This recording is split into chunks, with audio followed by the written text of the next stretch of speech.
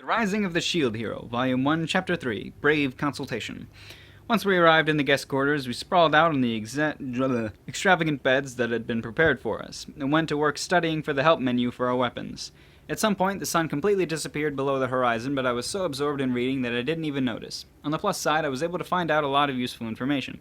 Apparently, the legendary weapons were almighty tools that didn't require maintenance.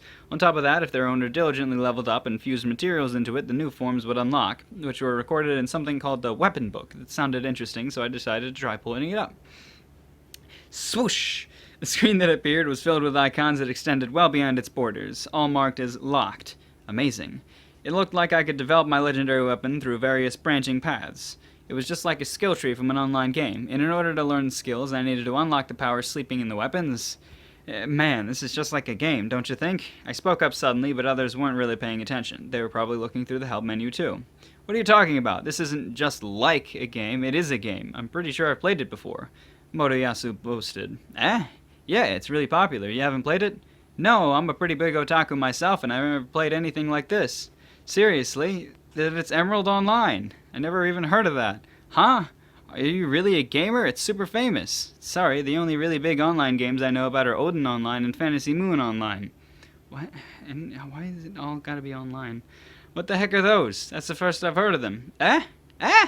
What are you talking about? This world isn't an online game at all. It's from a console game. Wait, that can't be right. Isn't this a VR MMO?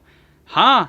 Even assuming we've entered the world of an online game, that's still something you play with a mouse or controller, right? Ren tilted his head in confusion at Motoyasu's question. Mouse? Controller? What are you talking about, antiques? Aren't all the online games these days VR MMOs? Did you hit your head or something? Those kind of games only exist in science fiction. What? I get it already. Ren objected loudly. Thinking about it, he was the first person to notice the status magic, wasn't he? I got the impression that he's already used to it somehow. Itsuki raised his hand. Everybody, what game world do you think this is exactly? Bravestar Online, Emerald Online. I didn't know there was a game like this. While I currently thought the world seemed game-ish, it didn't remind me of any game in particular. I see. By the way, it looks to me like the world of Dimension Wave, a console game. For some reason, none of us had ever heard of any of the others' games. Wait, we can sort this out. Motoyasu touched his hand to his forehead and tried to grip on the situation. Ren, according to you, this is a VR MMO, right? That's right. And Itsuki and Naofumi, you understand what he means by that. It's a term I've seen once in science fiction games before, yeah. I've read a few light novels about them. Okay, same here. Then, Ren, this Bravestar Online you mentioned, it's a VR MMO? Yeah, I used to play it all the time. The way the world works really resembles the system it uses. Based on what Ren was saying, he came from a world where the technology to dive into virtual realities was commonplace. So, do any of the games we've mentioned exist in your world's past? Ren shook his head. I've considered myself something of a gaming history buff, and I've never heard of any of them. Are you sure they're famous?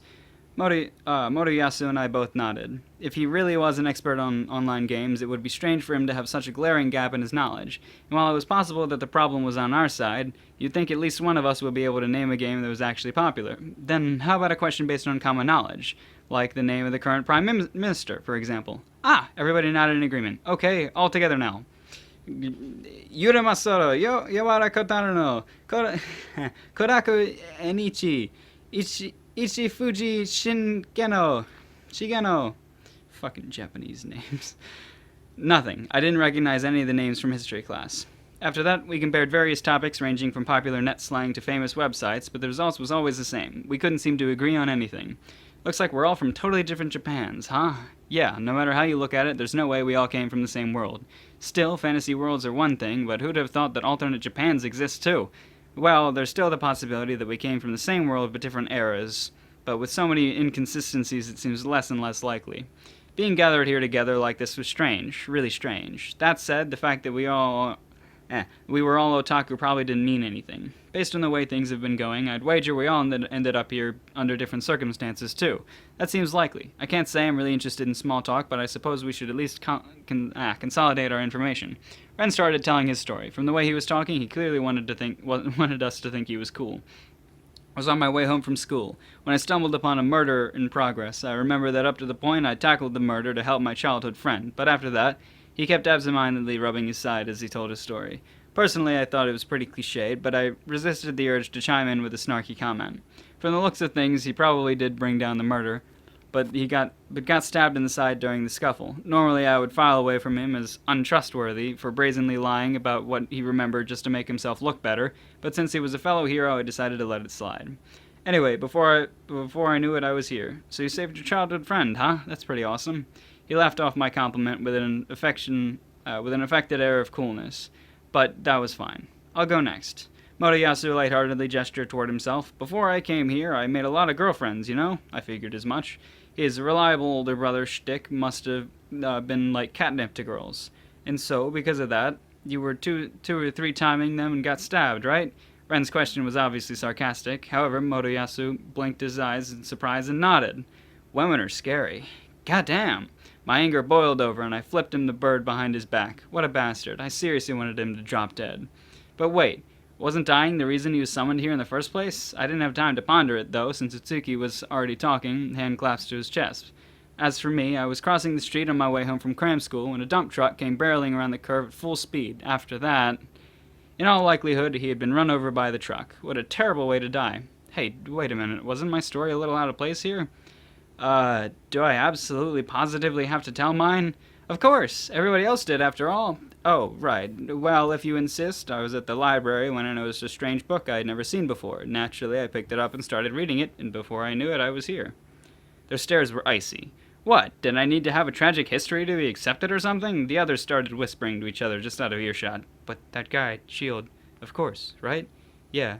I couldn't quite make out everything, but I got the feeling they were looking down on me. I needed to change the topic, and quick. So, everybody, seems like you're already familiar with this world's systems. Yep, that's right, more or less. Damn, I was the only novice here. This totally sucked. I see. Then, do you think you could give me some pointers, since my world is the only one that didn't have a game like this? For some reason, their reaction to my question was split. Ren glared at me while Motoyasu and Itsuki were smiling. Don't worry, your good buddy Motoyasu is here to tell you how it is. Motoyasu walked up. I'm like always worried I'm saying his name wrong, but I'm pretty sure that's it. Motoyasu walked up to me and draped his arm across my shoulders. Something about the look in his face was really suspicious. See, there's a class in Emerald Online called the Shielder that, surprise surprise, uses shields as its main weapon. Okay. At first, the high defense is really nice, but as you progress through the game, it starts to get overwhelmed by the ridiculous amount of damage the enemies can dish out. Okay.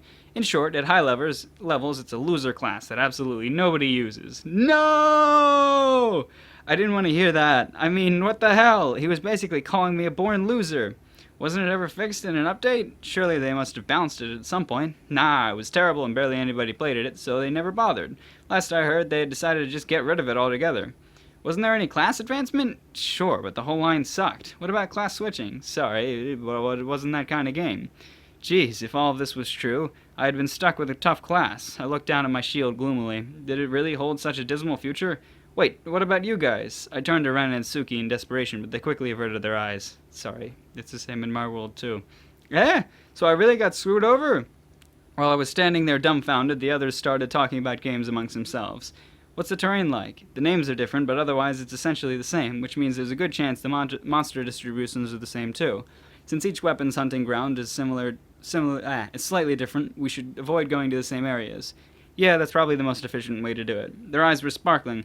I could tell they were thinking something along the lines of, wow, we really hit the jackpot as far as abilities go, didn't we? That's right, they were strong, and I wasn't. But there were still plenty of roads available to me. If I were weak, I just needed to rely on companions. Even somebody like me could get stronger by fighting in a party. What am I worrying about? It's not every day you get a chance to see another world. I'm sure things will work out somehow. I couldn't let everybody's looks of pity get to me. I just needed to trade out this shield for a proper weapon, and I'd be good to go. All right, I can do this. I pumped myself up. Honorable heroes, we have prepared a meal for you. Oh, apparently it was time to eat dinner. We opened the door, and an attendant escorted us to the Knights Corps' dining hall. To the Knight Corps' dining hall. I said Knights Corps. Coors Light.